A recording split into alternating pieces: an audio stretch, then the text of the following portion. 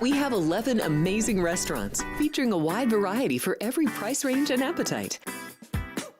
South Point's Garden Buffet has something for everyone at unbeatable prices. Or, if hunger strikes in the middle of the night, join us at Coronado Cafe. The American menu offers breakfast, lunch, or dinner 24 hours a day, plus a Chinese kitchen for authentic Chinese dishes from 11 a.m. to 11 p.m. From steak and eggs to wonton soup, it's fast and friendly service 24/7. When you need a quick pick-me-up, you can find it at our state-of-the-art Starbucks just inside the main South Point entrance. Order ahead with the Starbucks app for easy mobile order pickups. Or enjoy your favorites in the relaxing dining area anytime, day or night. If you love Mexican food, Baja Miguel's has all of your south of the border favorites. There are dozens of classics to choose from, like fajitas, ceviche, chimichangas, tacos, and more.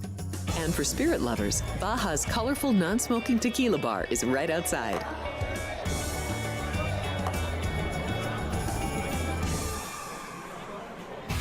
It's Sports by the Book at the South Point Studio.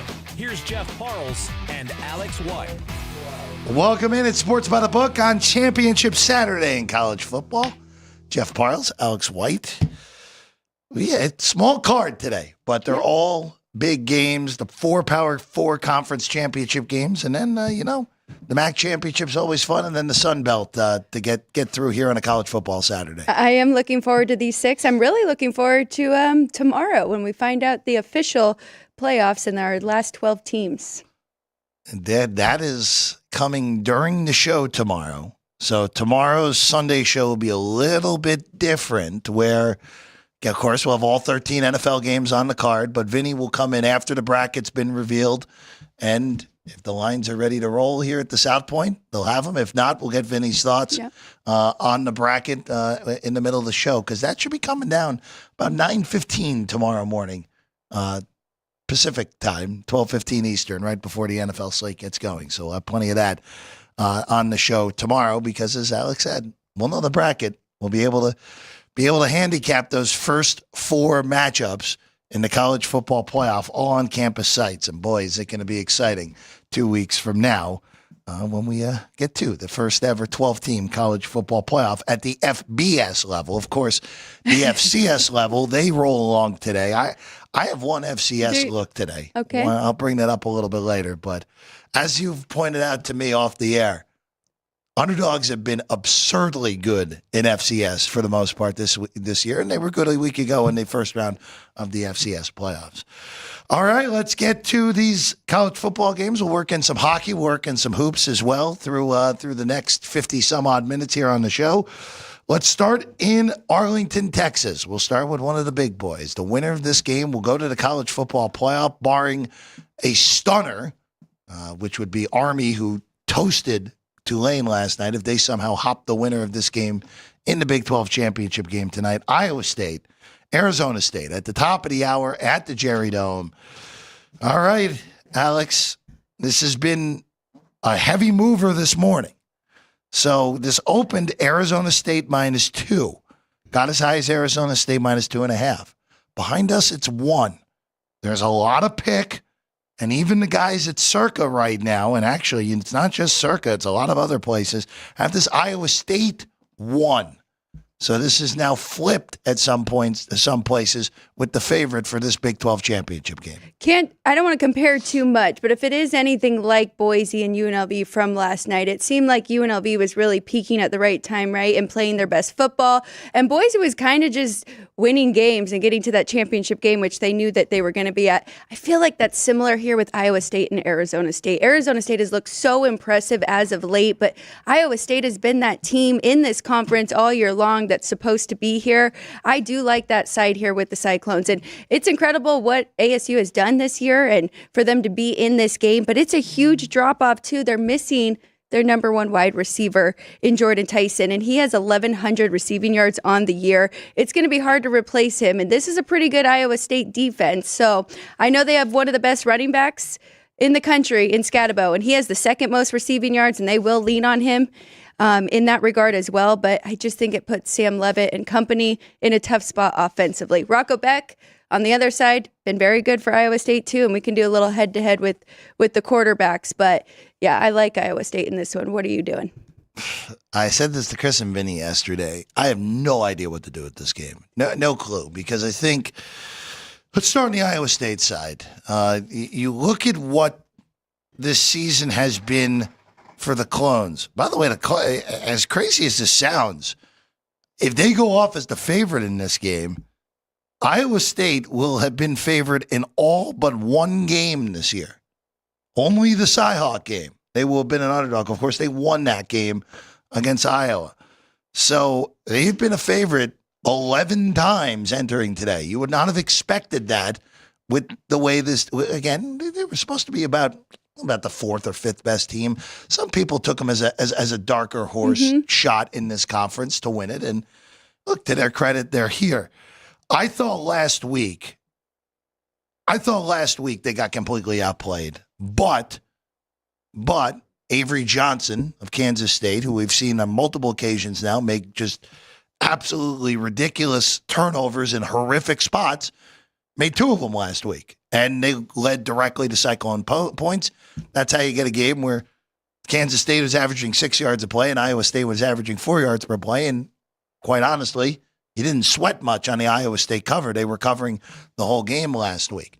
You mentioned it on the Arizona State side. What is that Jordan Tyson injury going to do today? That's the biggest thing I'm looking at. Now, last week, they're already up 28-0 by the time he got hurt. This is a different animal. Iowa State's significantly better than that Arizona dumpster fire by the end of the year.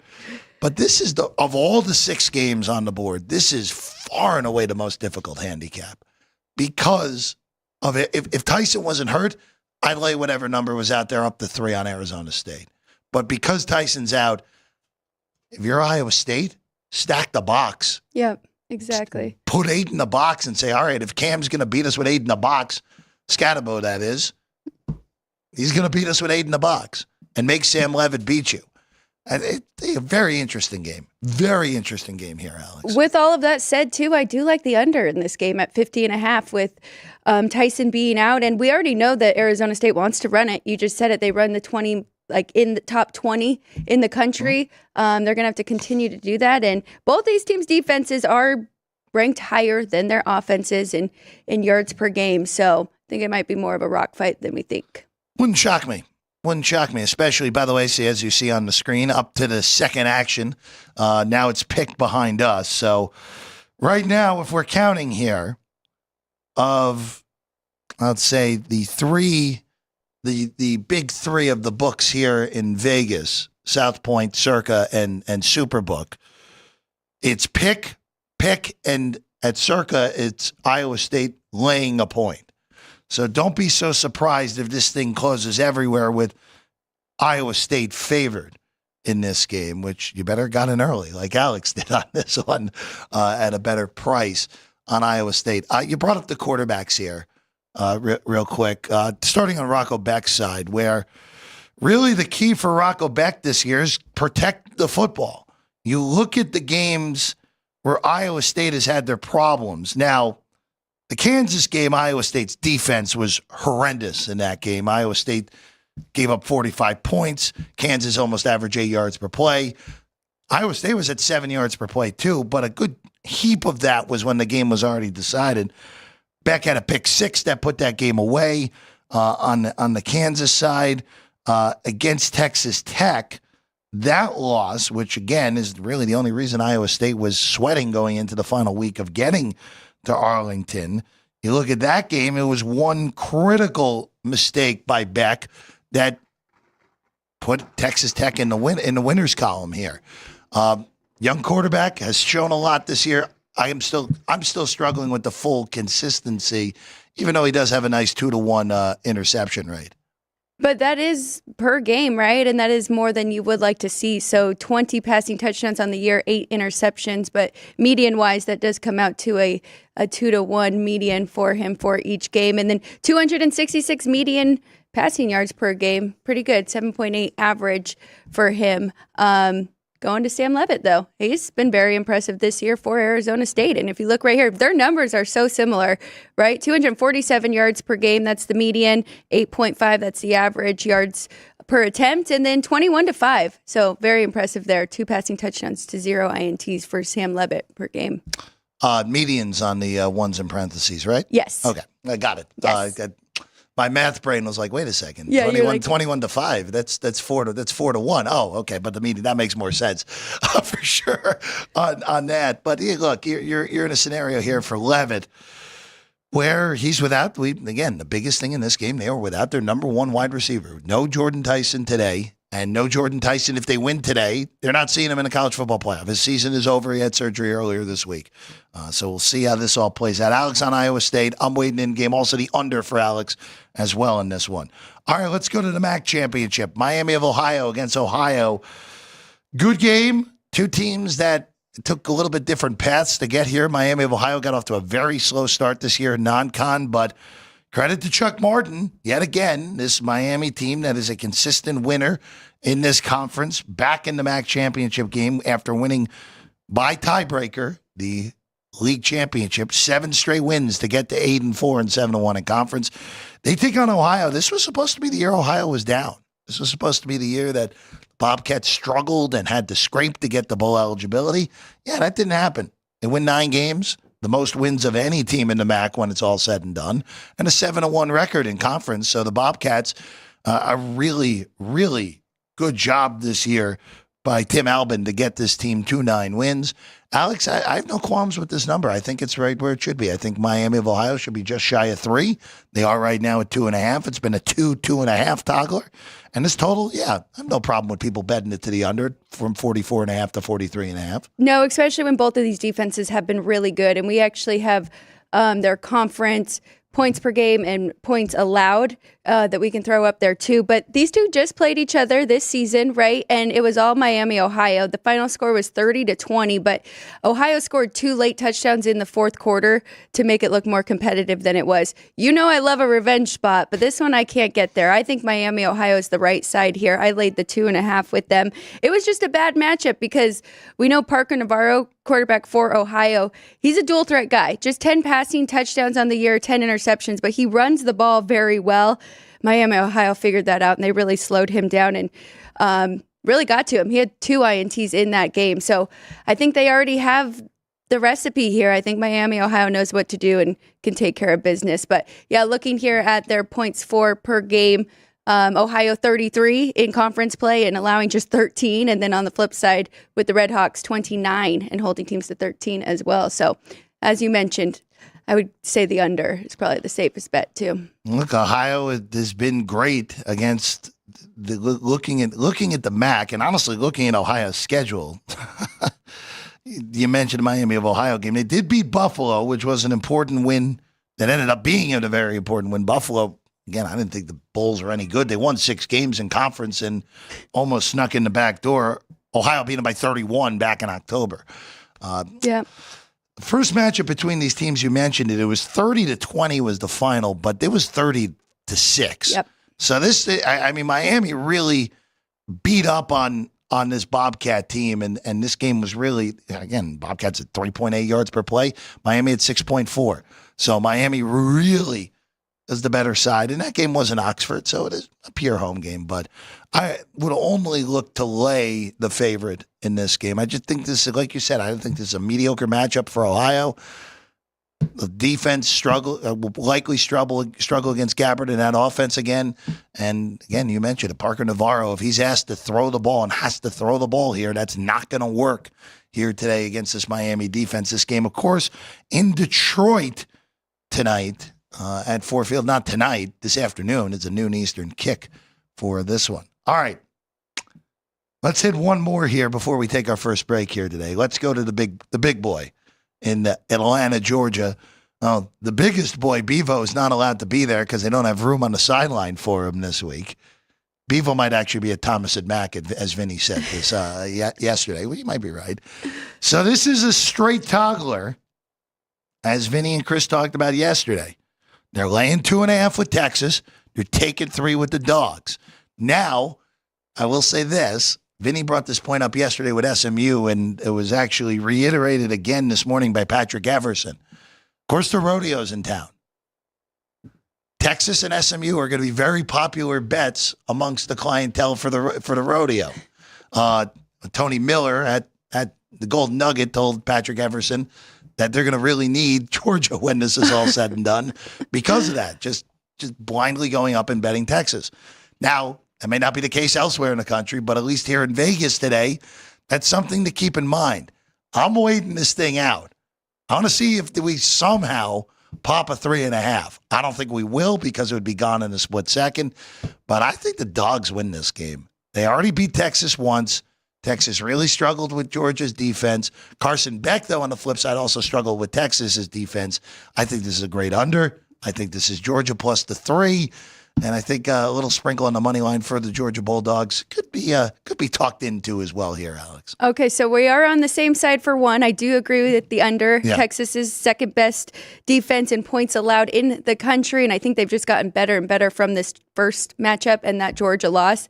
I lean to the favorite though, and I was on them for the first game too, but I think they've just gotten better since then, and they really struggled at the line of scrimmage. They could not run the football, but we've seen them in other SEC matchups since then, and they have gotten far better at that. It was a lot of fumbles, too, and penalties, and things that they can definitely clean up here against Georgia. I'm concerned with Georgia and them being tired. I mean, they looked exhausted after that 8-overtime win over Georgia Tech. Kirby Smart looked exhausted just doing a press conference talking about how important this was to get a bye because they need it because they're exhausted. So I think Texas has been waiting for their opportunity at another shot here. And looking at right now at the median numbers in conference play for Texas, 29 points for, holding teams to just 14. And then Georgia, 31 points allowed, 19 for the Bulldogs. Just throw this out there real quick with Texas versus Georgia. More than anything, if you look at the schedules for both of these two teams in conference play, Georgia, as we know, played one of the most brutal schedules I can ever remember this year. They had to go to Tuscaloosa. I know Bama ended up not being as good, but they lost that game. They had to go to Austin, handled their business. They beat Tech. Really, that's the win right now that has Georgia safely in the college football playoff, as opposed to, hey, you got to, well, actually, they wouldn't even be here if they had lost that game. It would have been someone else in Atlanta this week. Right. Ole Miss clocked them. Tennessee, Georgia handled. They handled Florida as well, even though, again, if Lagway doesn't get hurt, who knows? But last week, I'll just throw this out there with last week, and we kind of stumbled onto this point yesterday with both of these teams. Texas is coming off of the A&M game. First time they played A&M in 14 years. The last time they played Georgia, they played Oklahoma, which is the biggest rivalry they have, even though now that A&M's back, maybe A&M vaults them. So they're drawing Georgia twice off of mega monster rivalry games. I know it's weird to say it's the SEC championship. I get it. But how much is left in the tank emotionally after having to go to College Station? And look, Texas was clearly the better team last week in that game. Georgia had to play a 7-overtime game last week. And quite frankly, that game never should have gotten to overtime at all. Georgia should have lost. Yes. Georgia Tech was a better team for 57 and a half minutes of that game. I just wonder how much is left in the tank on both sides. That's why the under is my favorite play in this game. It's actually my favorite play of the whole day, which if I'm playing an under is my favorite play of the day, everyone should be terrified. But I don't know how much is left in the tank, and the point you made is spot on. Texas's defense is, even though, yes, they played a weak schedule in the SEC, I get it, but their front is unbelievable on the defensive side of the ball. And Georgia did have problems blocking them last time. And Georgia's defense was dominant against Texas last go. So I think this is a dead under. And the last game was a dead under, too. It went under even this total. Only landed at, it was 30-15. Only landed 45 in that game. I'm going to throw something at you, and I'm sorry if you don't know this off the top of your head, but I did hear there's been 7 rematches. So when the SEC. For the SEC championship game? Yeah. Yeah, that sounds right. And 5, the same team won twice. Does that sound right, too? Let me just get this real quick. So it's 5 out of 7 when they've played earlier in the year. Right. So remember the one caveat with this year, there's no divisions anymore in these conferences. Correct. So he ended up technically with what would have been an SEC East versus an SEC West, but it's a little bit different. Based off my initial look, that sounds right, Alex. Because normally what happened, and this is the one thing in the SEC, there's always been, other than these last few years last year when Bama played Georgia, and in 2021 when Bama played Georgia, and Bama beat them twice. Bama, of course, made the playoff last year instead of Georgia. Those two teams ended up playing each other in the national championship game in Georgia's first title run as well in 2021. There's always been one division that has dominated the other, one way or the other, where the elite team was either in the SEC West for a long time, and then it flipped when Georgia became dominant to the SEC East. So I think that plays into a little bit. And there are not a lot of games that were line 3. Just keep that in mind. Throughout the history, you think SEC, it's two high-end teams. That wasn't always the case because of the imbalance in the divisions in the conference. That's a very good point. You're right. Because to see that 3 even here is pretty shocking. It is actually kind of amazing just looking through the history of the SEC championship game. In the last decade, there's only been 2 games decided by one score. Only 2. Last year's game, which was 27-24, and when Bama beat Georgia in what still to me is one of the best SEC title games of all time in 2018, where Georgia just got stopped. Or actually, excuse me, that was that was actually a great one too, 2018. I'm conflating 2012, which was the one where Georgia got stopped late, but 2018 was a good one too. That was Josh Jacobs, Alabama in 2018. Well, it's funny or ironic, right? Because even last night with those 3 games, we were talking about all week how these are such tight games, the low spreads, nothing over 5.5 or 6. Maybe I think Marshall's getting the most points of any of these championship games, and not really competitive in any of those 3 games last night. Yeah, well, Jacksonville State set the tone early, where that game was over in a snap.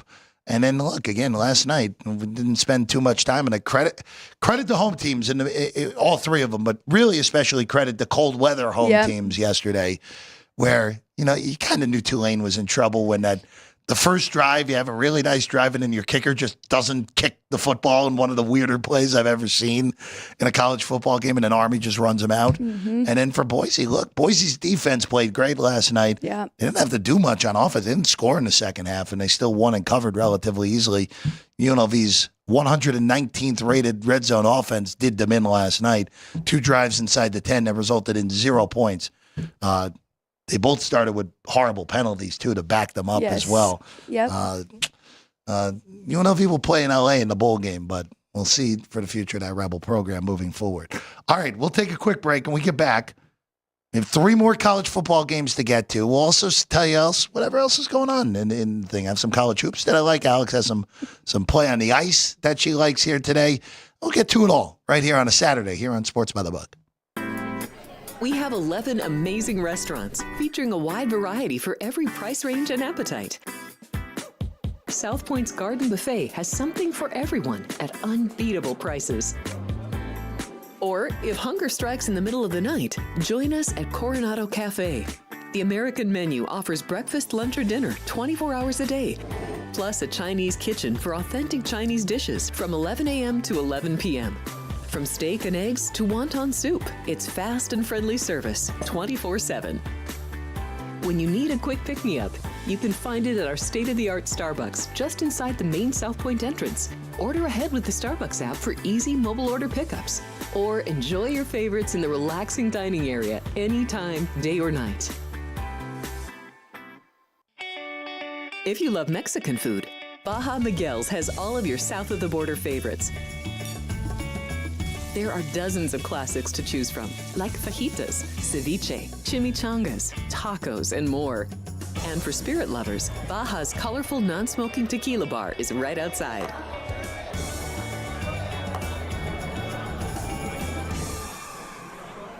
Or maybe you're in the mood for seafood. Big Sur Oyster Bar has fresh seafood prepared right before your eyes. Savor freshly shucked oysters, crab legs jambalaya, shrimp and lobster, Beers on tap and a selection of fine wines are perfect to pair with your seafood favorite. Whether lunch or dinner, you'll love this fun atmosphere, located just off the casino floor. Ready to shake things up? Step back in time and treat yourself to one of the oldest restaurant chains in the country. Steak and Shake, famous for original mouth-watering steak burgers and hand-dipped milkshakes in a variety of flavors. For some old-fashioned fun, try Steak and Shake.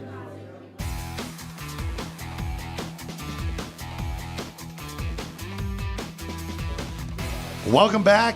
Sports by the Book here on a Saturday. Jeff, Alex, thrilled to be with you as always. Friends in the chat, JR from the ballpark, and Bob. Bob is all over the Georgia Bulldogs today in the SEC title game. Look, I get you, and I think you and I both get it. You see Georgia getting points. It's been so rare over the last few years when we get that opportunity. And they were an underdog in that game against Texas and Austin earlier this year. And, of course, they overwhelmed the Horns in that game. Yeah, especially that first half, right? We did see some adjustments, and we did see Texas go to Arch Manning. Curious if that'll be the case again. After seeing Haynes King and, the dual threat quarterback against this Georgia Bulldogs defense, I would imagine we would at least see him, no? I hadn't even thought about that, Alex. It's actually a really good point because King last week, by the way, if Haynes King, if he ends up in the portal, that means someone's paying him a ton of NIL money. But that kid may have made himself some more he made himself some more NIL money in that Georgia game. But look, you're not wrong. You could see some Arch Manning here today, especially if Ewers struggles early. Ewers really bad early in that game last week against A&M, and I'm very much settled in and played more than well enough to get that win against the Aggies a week ago. All right. Not to throw the Sun Belt under the bus, but for something a little less exciting here. And, it's not even that fair for me to say that, but this is the biggest line on the board and has been the whole week. Once we found out that Lafayette was going to be hosting this game, the computers told us that, Alex. Better rank. I forget exactly what the breakdown was. So it's 6 behind us. That's the market high. So if you want the Thundering Herd, you got to come here and you got to get them now because that number's not going to be around much longer. Everyone else is down to 5 on this game now, Alex, with a total of 58.5. I personally, I think the Cajuns are much better. I think they're a much better football team. And, it's funny with the Cajuns where I liked their quarterback, Ben Wooldridge. Yeah. And then Chandler Fields has to come in, and Chandler Fields has played really well since inheriting the starting job. So, look, this is one of those, I don't really care who's that quarterback. Regardless of what it would end up being, it's going to be Fields today, but if we're surprised and whatever it is. But 6 right now on Lafayette. I think that's, again, lay the 5 because you can get plenty of 5s. But I like the favorite in this game. Marshall, I don't know what to make of this Marshall team because I was kind of in the same camp as you a week ago where we were talking about, Georgia Southern's got to win. And Marshall's an underdog against JMU. Marshall was in a gigantic hole in that game, came out of it. I kind of was prepping. Georgia Southern's Louisiana Lafayette's actually a little bit more of an interesting game than what we ended up with here. Yeah, especially because Georgia Southern's had a very good year, and I've been following that and betting on them throughout this Sun Belt conference play here. But I agree with you. When I saw this matchup, I'm like, Louisiana's the best team in the Sun Belt. They have been all year. This should be an easy play. But then when you dive into it more, all Marshall has done all year is cover. They're 11-1 against the spread. So now that it has been one-way traffic here to Lafayette and you're getting 6 points with Marshall, I can't hate that as well. But you brought up a great point. Chandler Field stepped in, has been really good for them as well. So this is a tough one for me and nothing I feel really strongly about. Let's see how low this goes again. Because, again, there were 4s right at the beginning of the week, right at the outset. But let's see, maybe you get back there. It's not impossible, especially if, it's funny, because last night all you saw was two favorites covering and an Army just throttling as an underdog. So it was a mixed bag last night. But, again, three pure home teams last night. All of them won outright in the first go-around of these conference championship games. All right, Clemson and SMU. This is the most important game of the day because this will impact how the college football playoff looks. If SMU wins, they're getting the 3 seed, and Alabama's getting in. If SMU loses, Clemson's getting in some fashion automatically. And I don't know what the committee will do with 9-3 Alabama and 11-2 SMU. I know I would put SMU in at 11-2 with playing the extra game, even though, again, their schedule is a little bit weak. I get it, but I would still put them in. Yeah. I don't think we're going to even have to worry about that because I think SMU rolls Clemson here today. And the main reason I'm on this, Alex, and by the way, this is moved all over the darn map at a bunch of shops. But it's funny, behind us, it hasn't moved at all. It's been 2.5 the whole week. Superbook has been as low as 1 and has been as high as 3 in this game. So it's always interesting to compare and contrast high-end bookmaking operations. And we have one here, Superbook and Circa here in town clearly have those as well. Clemson against half-decent teams this year. Not good. Yeah. And the 3 best teams on their schedule, they all lost. They lost all 3. South Carolina last week was a game that Clemson, the way it played out, should have won, ended up losing at home. The Louisville game, they were never really in that game against Louisville. Louisville won by 12. They probably should have won by more. And in Georgia, week 1, yeah, Clemson shut out Georgia in the first half. Oh, I get it. Their defense was awesome. 6-0. Shut them out until the last 2 minutes of the half. And then they lost 34-3. So Clemson, when they've had to step up, has been really bad this year. And this is a step up yet again. And I think SMU takes full advantage of it. Wait for the number. Maybe even look for a better money line. That will probably happen if the number comes down. But I like the ponies here today to win and get that 3 seed in the college football playoff. And we pretty much know the 12 teams that are going into tomorrow. Is just a matter of how they're seeded. Another very tough one for me. I feel like you feel like with the Big 12 here in this one, because I really like both of these teams. And you know that I have been on Clemson throughout the season. I think that Cade Klubnik is having a much better year. When you look at his median numbers, it's 3-0 per game. Now, he threw a really bad interception last week at the end of the game to lose that one against South Carolina and their rivals. But so the one side, I do like them. I do think that he's playing better than people give him credit for. Median 245 yards per game.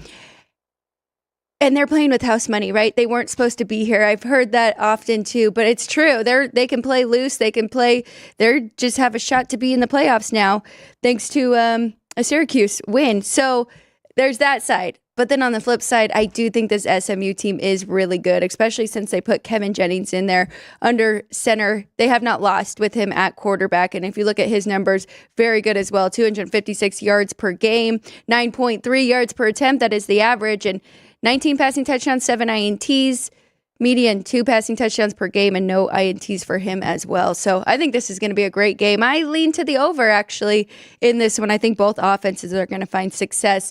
Last week, we saw a rock fight with Clemson and South Carolina. I don't think this one's going to play out that way. Yeah, again, I think it's a little bit. You're looking at differences of tempo more so than anything. And this is another thing I actually forgot to bring up before. Louisville plays with tempo. Yeah. SMU obviously plays with absurd tempo. Clemson struggled. Actually, for a half, they actually hung in with Georgia really well. South Carolina game, that wasn't even game last week. Louisville, they were clearly the wrong side the whole game. Yes. So I just also wonder how Clemson does against that tempo, especially defensively, because it is a different sort of game. It is kind of weird that, again, going into this year for SMU, Preston Stone was the guy, and yes. Kevin Jennings took the thing over here. And look, credit to Rhett Lashley, because I thought that them moving up, Vinny was all over, credit to him as well. Mm-hmm. But I thought that this would be a team that would struggle moving up. Their only loss was a 3-point loss at home to BYU, who ended up being a 10-win team. So credit to SMU for moving up the totem pole and being favored in the ACC championship game. Let's talk about that a little bit more here, with their only loss being to BYU. Sure. Do you think SMU has been pretty fortunate in the schedule that they have had in the ACC. I don't even think that's a doubt. Yes, of course. Because they didn't have Miami. No Miami, no Clemson, no, they did play Louisvle. Yep. No Syracuse, as ridiculous as that sentiment might be, but Syracuse ended up winning 9 games and finished 4th in the league. Yep. Look, the best team they played was Louisville. But to their credit, they went on the road in that game and won that game. That game was not in Dallas. That game was in Louisville. So I'll give them credit there for going there and winning that game on the road. And I'll say this with SMU. That game against BYU was on September 6th. That's a long time ago at this point. And look, that was an ugly game. It was 18-15. There were 6 total turnovers in that game. SMU averaged under 3 yards per play. So, yeah, I guess you could ask the question of physical defense. Again, we all know my thoughts on BYU at this point, but their defense is physical, and it's a solid defense. Will they struggle against a physical defense here again in Clemson here today? I think that is a valid question to be asked. I would lean no because that BYU game was so long ago. And after that game, this version of SMU had shown up the rest of the year, where their high-end offense didn't turn the ball over, and here you are as a favorite in this game. But it is an interesting point, though, where you can look at SMU's one loss. Clemson does profile similarly to BYU. Yeah. No, they really do. If you look at their schedule as well, they just were tested a little bit more with 2 SEC teams on their schedule as well. But what would your ideal scenario be? You want the Mustangs to win and not even be a problem. Would you like to see Alabama make it into the playoffs? I would like to see Alabama not be in the playoff, but if these two go to overtime? If the Clemson can't get in with an at-large bid. I mean, they have to win this game. Right. If they had won last week, then we might have had. If they had held against South Carolina and they were 10-2 going into this game, we would have. Someone was going to be very angry, regardless. But I'm in the camp. I'd rather see SMU win. Alabama against Notre Dame or Penn State, to me, is a much better game than Clemson against either of those teams. But look, I don't think Alabama's deserving. I really don't. I just look at what they've done over the last month plus more than anything. All right, let's hit this last one. Down. Oh yeah, go ahead. Were you more in the camp of Miami being ahead of Alabama this past week? I had South Carolina as my 12th team. But I get it. South Carolina lost to Bama and Ole Miss. I get it. I don't think Miami deserves to be there. That's why I had that question, because I figured that you didn't. Don't blow a 3-touchdown lead in the game you have to win. Sorry. Don't do that. All right, Penn State, Oregon. Down to 3 across the board now, Alex. 3.5, 3.5 on Oregon and Penn State this whole week. Total's been bet up. Still at 3 at this one right now here at the South Point. I love the Ducks in this game. I'm just going off of what we know about James Franklin and what we know about this Penn State program, where they beat the snot out of the bad teams and the mediocre teams. They always have. And to Franklin's credit, they always win those games. But this is the best team in the country they're facing. I do have Oregon power rated number 1. I know others don't, but I have them number 1 still. And this is a big step up for Penn State. The one good team they played this year, they lost at home to Ohio State. And now here you are in the Big Ten title game that you weren't even supposed to be in until the upset of upsets last week at the Shoe. I like the Ducks offense. I think the Ducks will win this game. They'll shut down Penn State's offense as much as I like Drew Hauer and Oregon. Coast to the number 1 overall seed with a win here today. I'm with you. I do like Oregon. I think that that's a pretty cheap price here for the number 1 team in the country, especially it's not even so much about where you have Oregon top 1, 2, or 3. I have Penn State like 9th or 10th in my power ratings. Mm-hmm. And I know their defense is good and they've held the bad teams to very few points there, and we can go to their median as well. But when you put them up against the best teams, you already talked about Ohio State, Minnesota almost had that game, and they're one of the best defenses in the country. And then they had to go to overtime against USC, who barely made a bowl game this year. So, yeah, I think this is going to be a tough matchup for them. And mentally, you just have to think where this team is, not really expecting to be here. Everybody had already penciled Ohio State in this spot. Now they got to re-prepare. They thought they had a bye week this week. So Oregon's already been prepared. Remember, they already brought the big duck media week, so they're already ready for this game.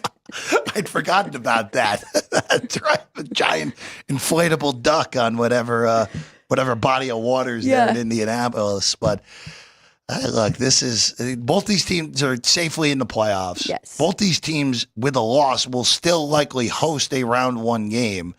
I think the one scenario that should scare Penn State fans, backers, if Penn State gets crushed in this game, that you'd be punishing them for playing the extra game, but I would be stunned if Ohio State doesn't hop them. Mm-hmm. And Notre Dame will go ahead. Notre Dame will go ahead of them if Penn State loses by 1, regardless.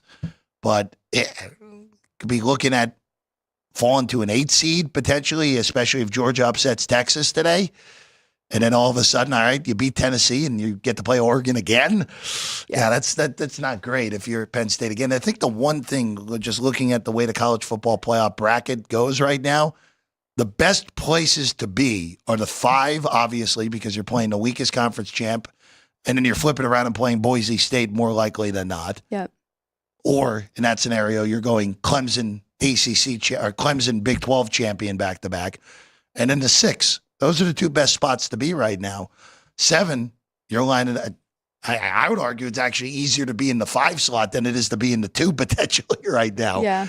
For the college football playoff. All right, we'll take a quick break. Vinny will join us. We'll also give out some plays in college hoops in the NHL as well after we talk to Vinny about where everything sits right now behind us here at the South Point. Right now, Sports by the Book here at the South Point studio. South Point Casino has plenty of attractions for the whole family. Catch a movie. Our 16-screen movie theater includes 2 XD Extreme screens for the ultimate in viewing, sound, and luxury. After the show, treat the family to a variety of treats at our old-fashioned ice cream parlor, Kate's Corner. We scoop up a variety of creamy concoctions, including smoothies, hand-dipped cones, milkshakes, malts, sodas, and sundaes. At Kate's, there's something for everyone. And if you still got time to spare, our bowling center might be right up your alley.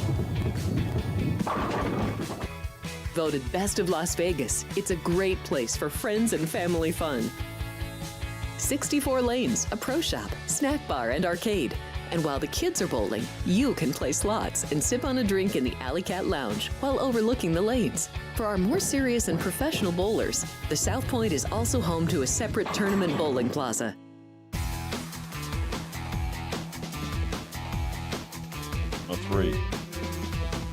Welcome back in Sports by the Book on the Saturday. Jeff Parles, Alex White, Vinny Magliulo.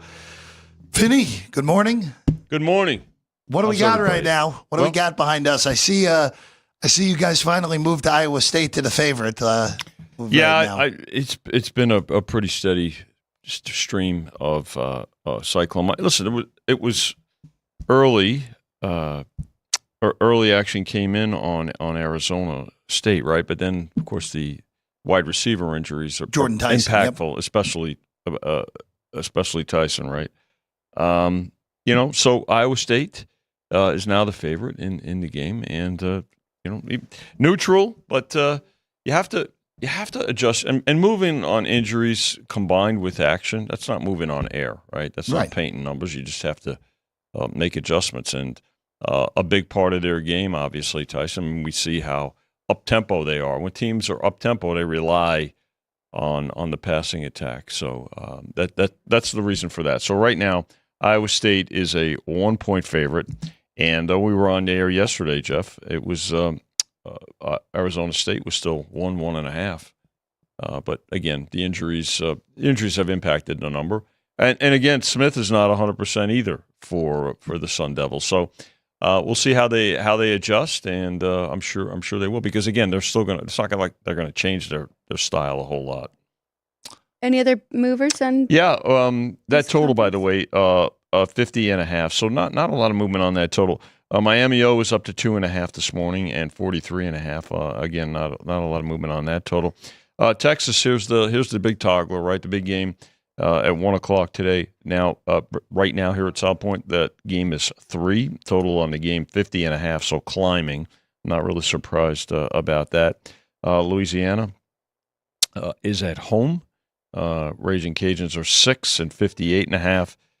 SMU 2.5. We've not hit the 3 spot yet. A little move to the overnight now 55.5, and Oregon 3. So here's the other toggler, 5 o'clock, right? Taking 3.5 with Penn State, laying 3 with Oregon. Right now at South Point, 3 and 50.5 on the Ducks. So on this one, because we just finished this talking about the side here, so to both of you, and Vinny, I'll ask you, with both of these teams being guaranteed in, are we seeing money on the over more? Do we think Penn State can put up enough points to get this there? And maybe both teams are playing looser than a typical conference championship game?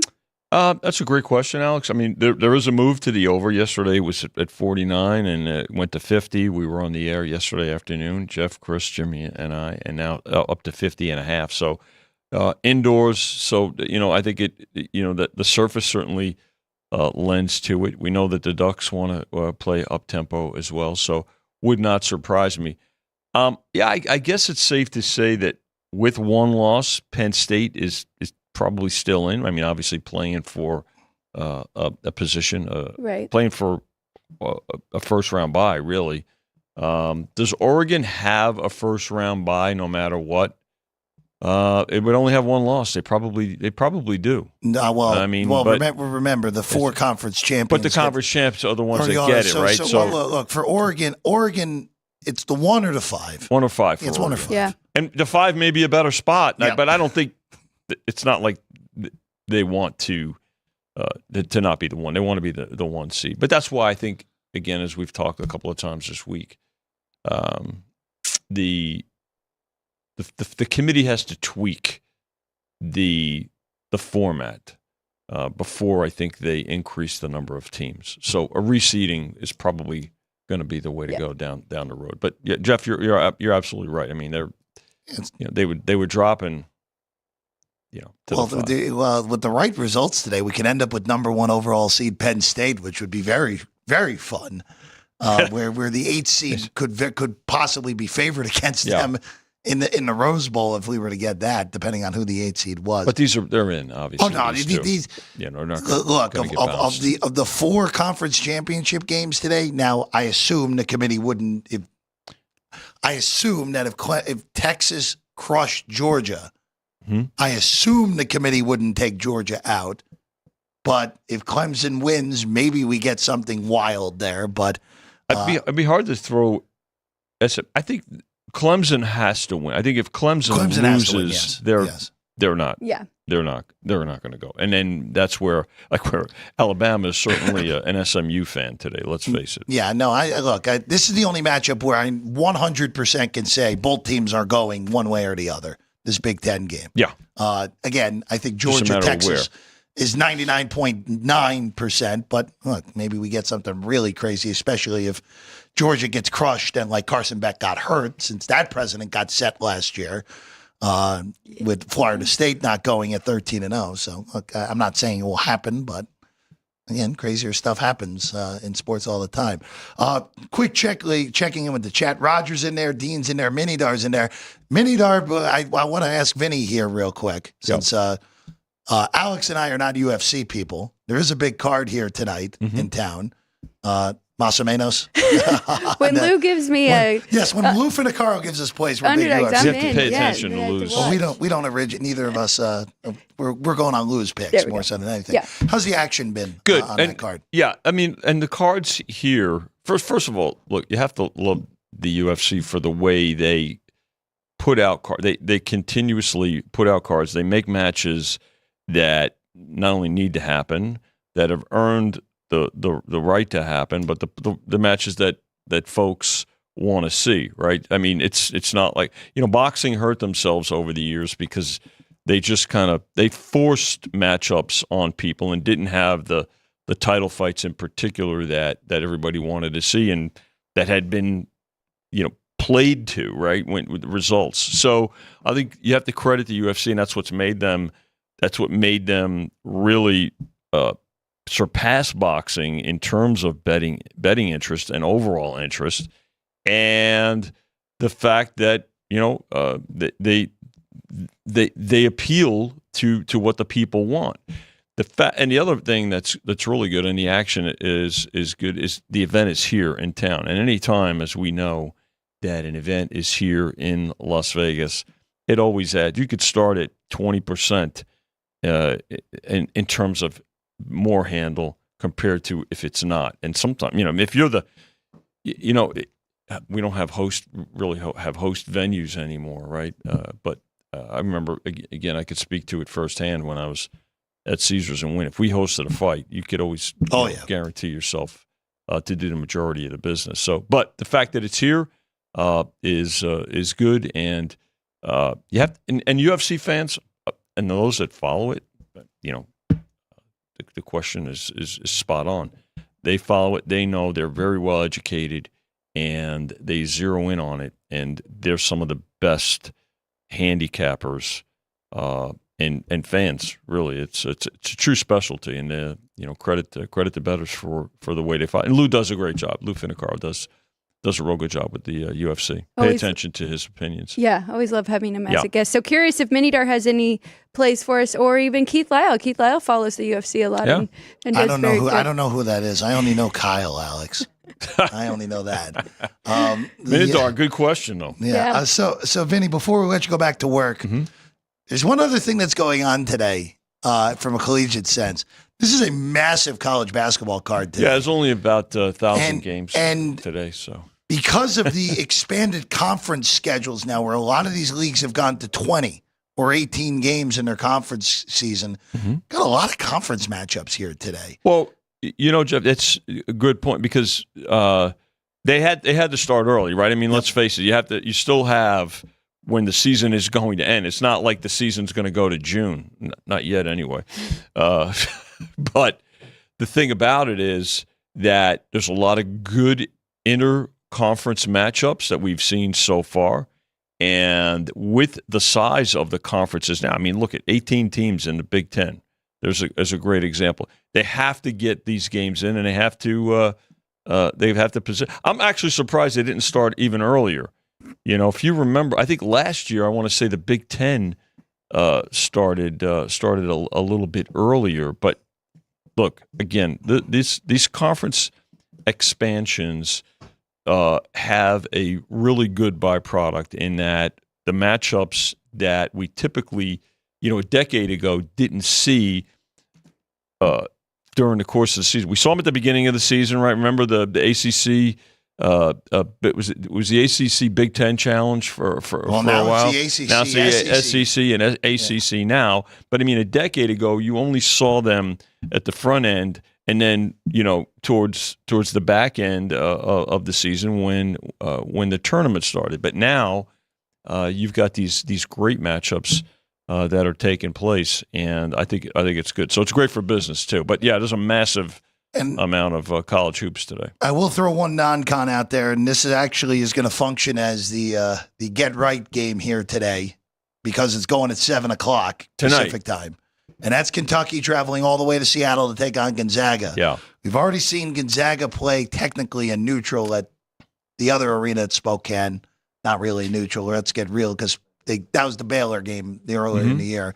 This one's at the home of the Kraken, Climate Pledge. Good they've already for hoops. It's already been an interesting bet game, because it opened 7, got down to 6, and now is in between at 6.5 with 167 a total.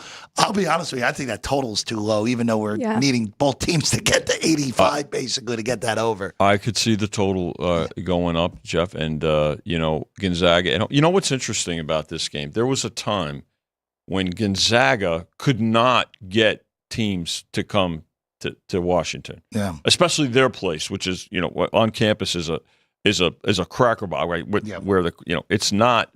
This is a professional venue, obviously, where there'll be a great crowd, but Gonzaga went everywhere. Now they've earned the right to be a current day blue blood, right? When you think about it, right? Let's face it, and so. You just look at that, right? You say Gonzaga is 6.5 against Kentucky. Yeah. I mean, but the Zags, they have had especially under Mark Few, will play anybody, anytime, anywhere, and teams have had to respond to that, and that's and credit Kentucky, but for Mark Pope, taking the game, scheduling the game, and finding out where his team lies, right? I mean, they had the big win over Duke a couple of weeks ago, and then they've kind of coasted. So now let's see, how they respond to this game here. There's travel involved, obviously. So far, good two-way, which I know makes Ann happy, and certainly makes us bookmakers happy. And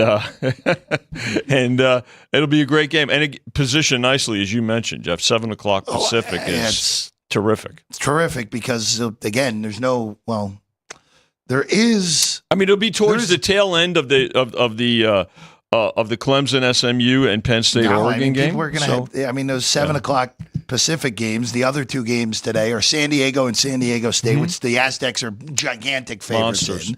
Yeah. And the other San Diego team that's actually turned out to be pretty good, the Tritons of UC San Diego, are double-digit favorites against Bakersfield. Yeah. So I think most people will be gravitating to the two teams they know a lot of stuff about. Oh, this game here is, they have a lot of public appeal, two very public teams, and again, the fact that we've seen support for both teams so far, and I think we'll continue to see that. This is a great game. Should be a fun one. And there's no load management either with this basketball game. Look, there's a reason that we don't talk. Well, at least I don't talk a lot of NBA at this point, betting wise, because we don't know who's even going to be in the darn lineup by the time the games get started. Very frustrating. I love the in-season tournament though, because the Tuesdays and Fridays, those are the games that you can really bet on now throughout the regular season. Down to the quarters, which start this week, and then the semifinals a week from today, right here in Las Vegas. So two of the same teams from last year on the East with Milwaukee and the Knicks, and then four completely new teams on the West. On the West side, so that just tells you about that. How competitive that conference is. A Knicks Bucks semifinal here in Vegas might even draw Vinny out to the arena. I might do it. Might even draw Vinny out at that point. For old time's sake. All right, before we get out of here, Vinny's going to have to sit through our plays here today, Alex. Go ahead. So while Alex is writing on the whiteboard, I'll go through mine real quick. I had to get that one on there too. I do really like that over. So we'll actually start with this game right here. Alex and I are both on over 167. And I'm also going to wait to see what the biggest number I can get Kentucky at is as well. Because normally we think favorite and over, right? We normally think that. This is a little bit different here tonight. Dogging over. Here's one thing about this Kentucky team. Obviously the coaching changed, right? But Kentucky's got some older. They're not just all freshmen and correct. Sophomores this year. So they're with the transfer portal and the coaching change, things have impacted them. Again, not saying they're going to win, but it's not just a one and done team. Yeah. As had been the case when John Calipari was there. I'm not criticizing. I'm just saying it's a different dynamic. So I'm waiting to see this is a weird spot for Kentucky. I'm just throwing that out there. They lost to Clemson earlier this week. Now they're going across the country to play even though Gonzaga had that one loss in the Bahamas, a bona fide top 10 team. But I want to see how high it is. By the way, the pace for this game.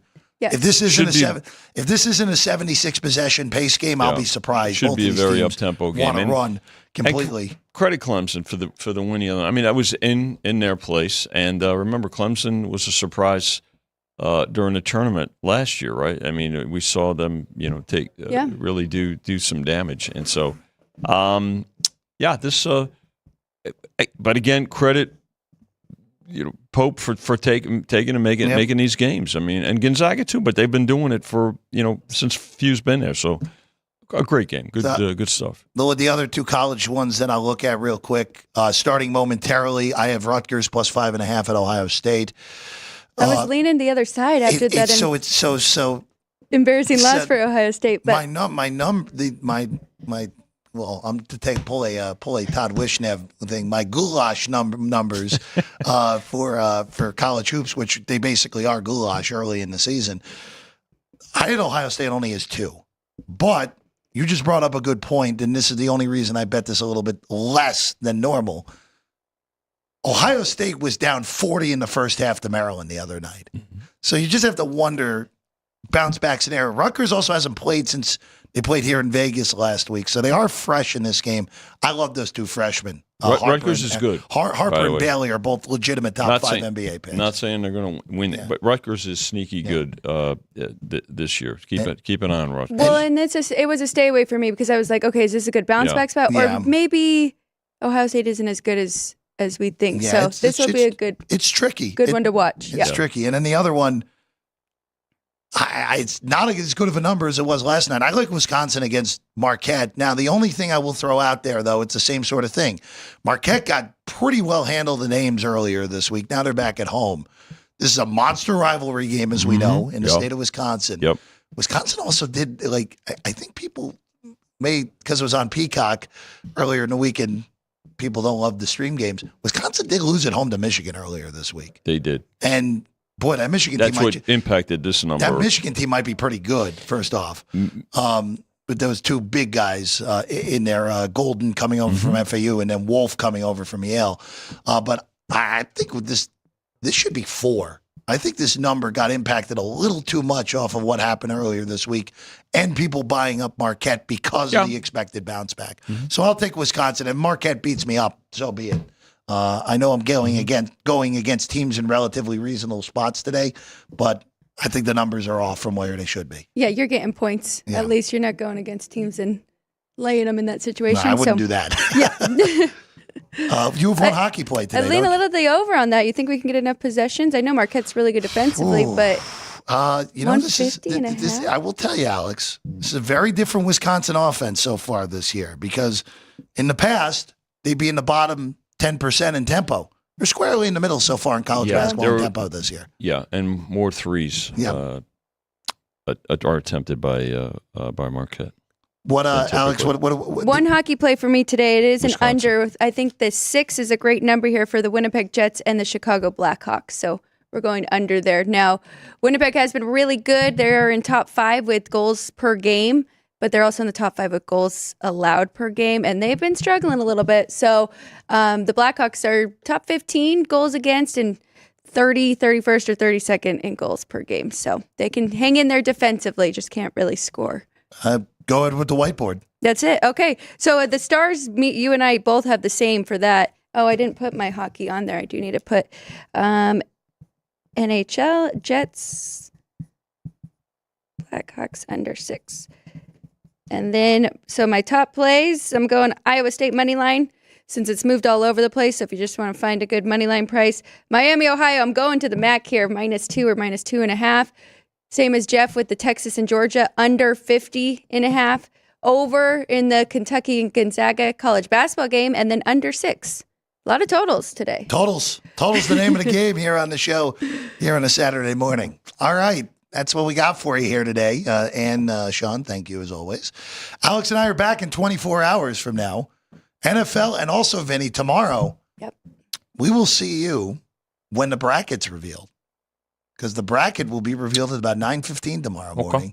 We'll look at it. And we'll hopefully we'll see. I would imagine the turnaround will be pretty quick to get those numbers up tomorrow. Yeah, it's once we have the matchups, we'll evaluate how the teams come out of these games, and certainly the injuries or any future injuries. We'll see how that goes, and we'll get them up as It'll quick be a lot as of possible. fun. Yeah, it'll be a lot of fun. All right, that's what we got for you here today, Alex.